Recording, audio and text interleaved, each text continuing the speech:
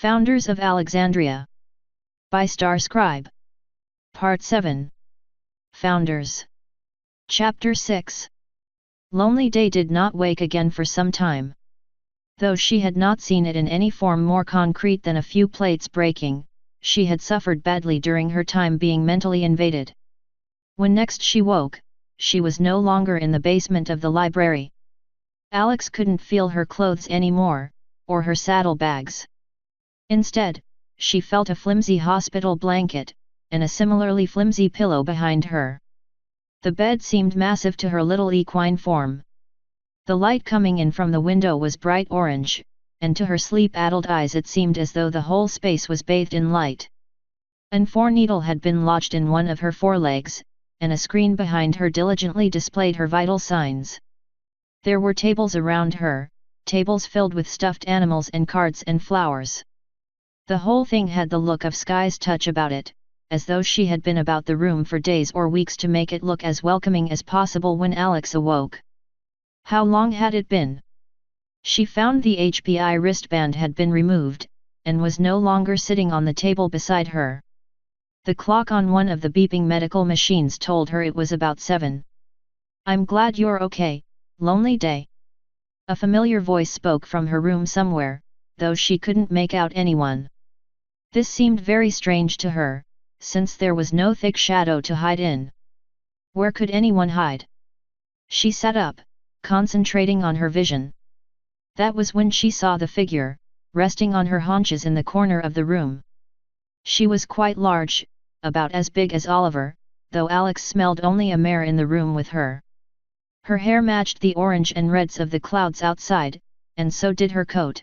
That might have been why Alex hadn't noticed her at first. She would have squealed with delight, but her head started pounding and she ended up whimpering instead. Sunset. Shimmer, what you doing, here? Even in her addled state, Alex could see a little surprise on the face of her friend. Sunset looked a little different. Less girlish, more mature. What did that even mean? The mare rose to her hooves, pulling back the hood of her robe.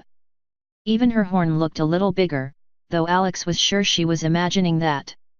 What your well-meaning doctor couldn't do. She was tall enough that she could reach Alex's face without having to climb up on the edge of the bed. Even with the bed as low as it would go, Lonely Day was impressed. She felt the touch of Sunset's horn on her forehead, then held still. Magic glowed from the tip, the color of warm sunlight. It was like ice water, rushing over the aches and the swelling and filling all the empty places odium had made. She almost wanted to fall right back asleep, it felt so warm and wonderful. She somehow knew her friend would leave as soon as she did, and not be there when she woke. Lonely Day waited until Sunset pulled her horn back to speak, for fear that saying anything might interrupt whatever she was doing. Her friend staggered back with an exhausted but triumphant expression, the glow fading from her horn. "Tea there. Done." She sat back on her haunches. "That thing really tried to make itself at home in there, didn't it?" Alex nodded, and she went on.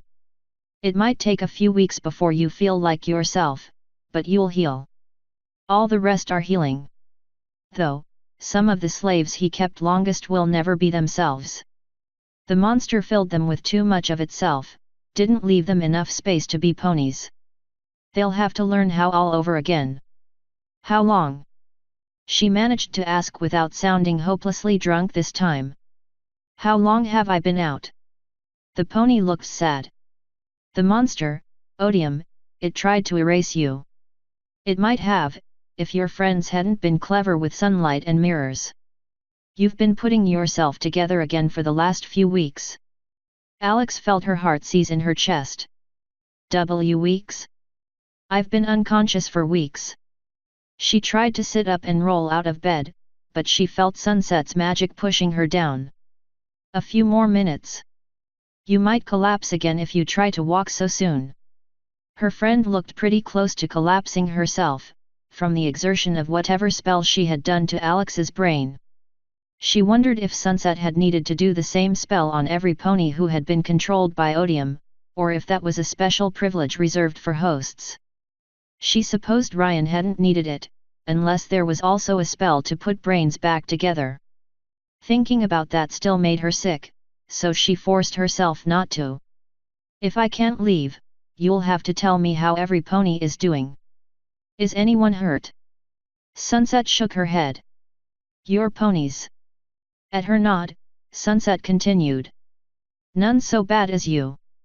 No physical injuries except a few bruises. I haven't told any pony I'm here, exactly, but they don't seem to be missing any pony. You're hiding. Alex wasn't sure she wanted to ask, but she couldn't force herself not to. Sunset, you said I might see you again. If you knew you were staying behind, why didn't you tell me? I would have really wanted to know that. We would have loved to have you with us. Given you a place to live.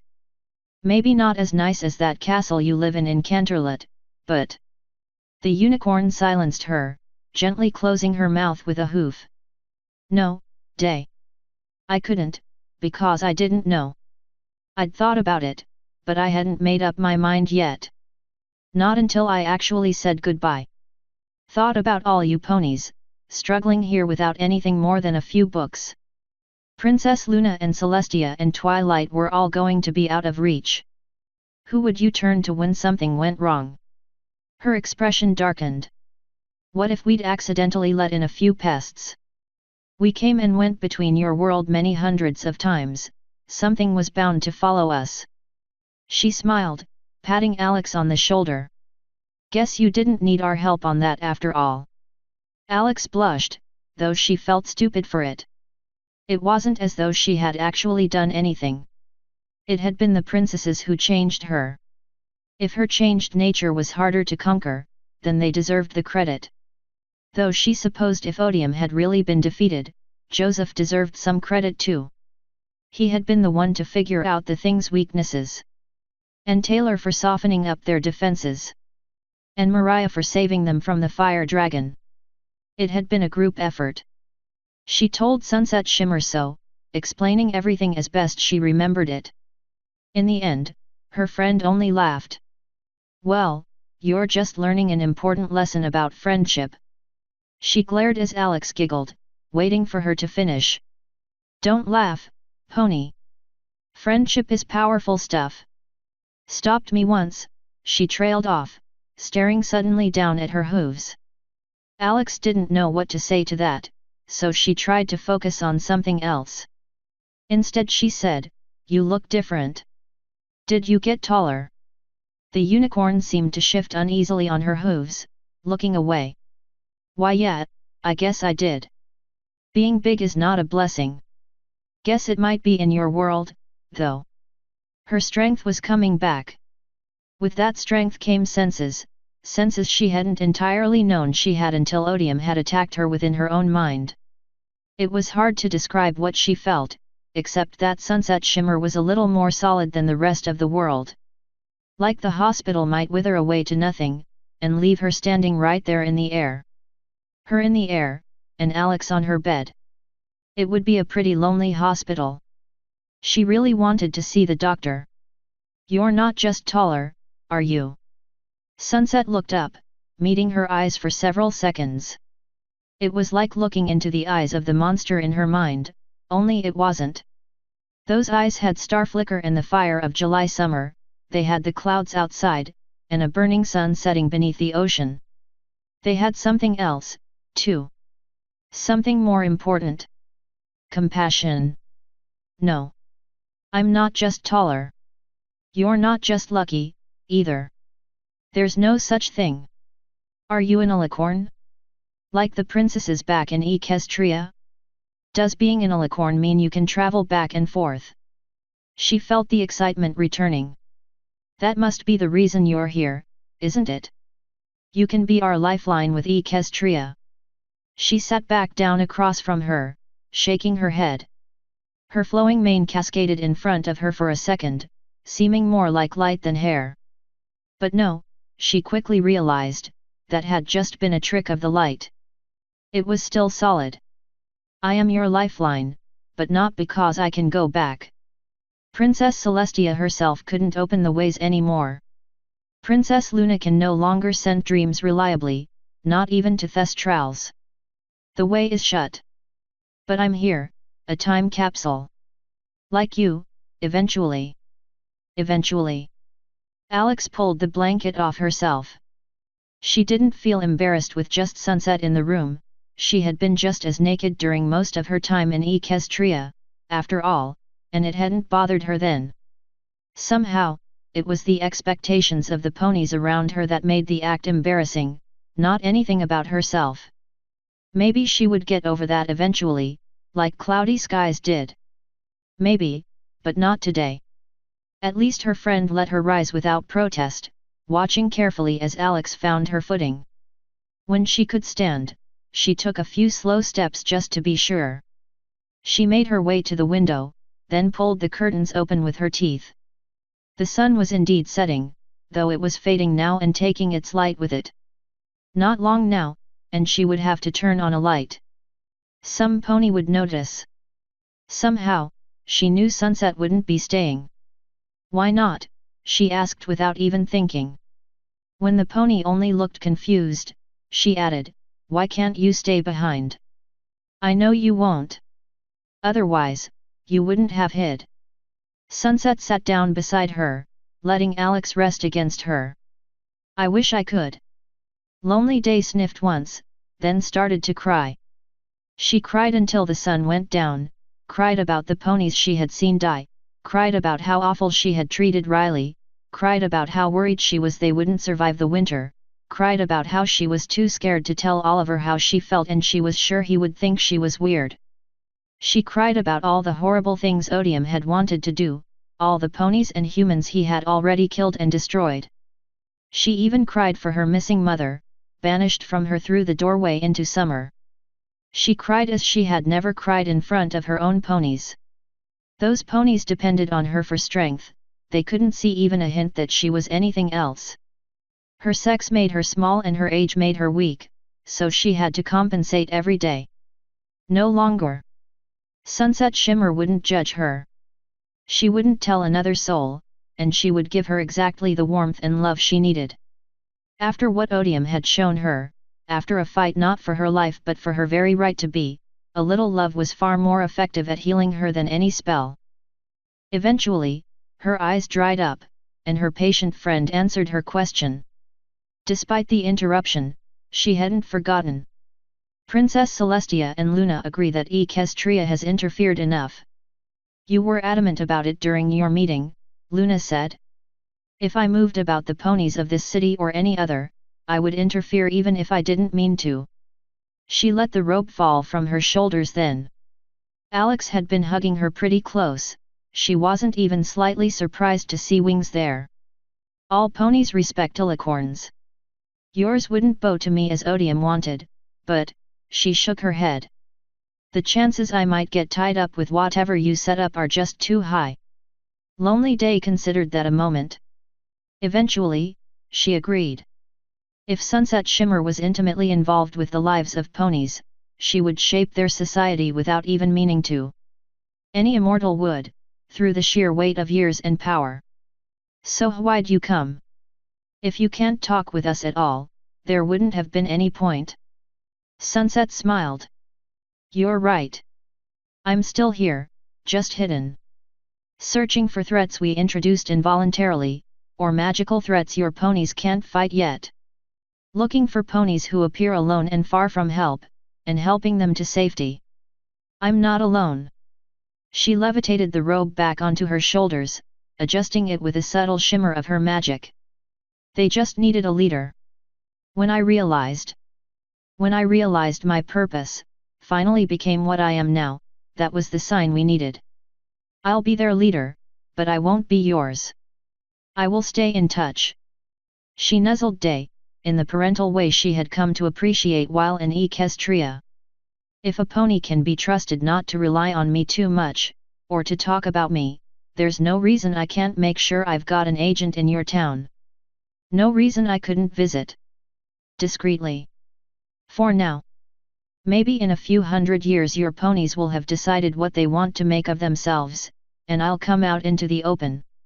Just, not yet. She turned Alex's face to look directly at hers, looking very serious. You will keep me secret, won't you? Until I decide I'm ready. I wish you could be around more, but I understand. Professional courtesy. Oh. She grinned. On one condition. Sunset's expression grew more nervous. What condition? You bring a satellite phone with you. At the pony's blank expression, she continued. It's that thing I showed you when we first met, remember? That little box I used to call for help? Like a radio, but more advanced. You could even go all the way down to Antarctica and it would still work fine. So long as you don't leave without letting me give you one, I'll keep my mouth shut. Scout's honor. She held up a hoof, though she wasn't any kind of scout and had no fingers to make the sign with. I'm guessing it's smaller than the radio I brought when I came here. You humans seem to like your stuff small. She laughed again. Yeah. It's quite a bit smaller than that. There was silence then, and both of them turned to regard the darkening sky. Alex could hear ponies moving about the hospital, not far away. She suspected Oliver was preparing her supper, and would be in to check on her.